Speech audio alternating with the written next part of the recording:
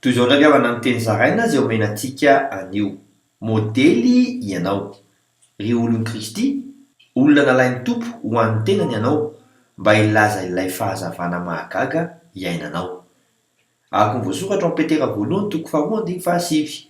Amin'ny anaran'i Jezoa hoe: fa ianareo kosa dia taranaka voafidy, fanjakà mpisorona, firenena masina, olona nalain'Andriamanitra ho an'ny tenany mba hilazanareo ny hatsaran'ilay niantso anareo hiala amin'ny maizina ho amin'ny fahazavany mahagaga.